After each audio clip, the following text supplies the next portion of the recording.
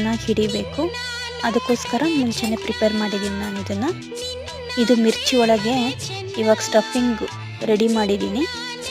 ಈಗ batter ready ಮಾಡ್ಕೊತಾ ಇದ್ದೀನಿ. ಒಂದು ಪಾತ್ರೆಗೆ ಕಡಲೆ ಹಿಟ್ಟು ಹಾಕ್ಕೊತಾ ಇದ್ದೀನಿ. 1 ಕಪ್ ಕಡಲೆ ಹಿಟ್ಟಿಗೆ 2 ಚಮಚದಷ್ಟು ಅಕ್ಕಿ ಹಿಟ್ಟು ಹಾಕ್ಕೊಂಡಿದ್ದೀನಿ. ಇವಾಗ ರುಚಿಗೆ ತಕ್ಕಷ್ಟು ಉಪ್ಪು ಹಾಕ್ಕೊತಾ ಇದ್ದೀನಿ. ಈಗ ಖಾರಕ್ಕೆ ಎಷ್ಟು ಬೇಕೋ ಅಷ್ಟು ಖಾರದ ಪುಡಿ ಹಾಕ್ಕೊಳ್ಳಿ. ಜಾಸ್ತಿ ಬೇಕಾದರೆ ಜಾಸ್ತಿ ಹಾಕ್ಕೊಳ್ಳಿ, ಕಡಿಮೆ ಬೇಕಾದರೆ ಕಡಿಮೆ ಹಾಕ್ಕೊಳ್ಳಿ.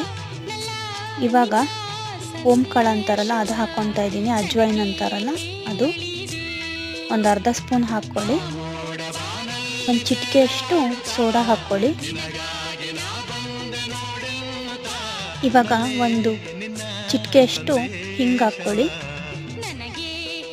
ಈ ಡ್ರೈ ಇಂಗ್ರೀಡಿಯೆಂಟ್ಸ್ನೆಲ್ಲ ಕ್ಲೀನಾಗಿ ಮಿಕ್ಸ್ ಮಾಡ್ಕೊಂಬಿಡಿ. ಸ್ವಲ್ಪ ನೀರು ಹಾಕ್ಕೊಂಡು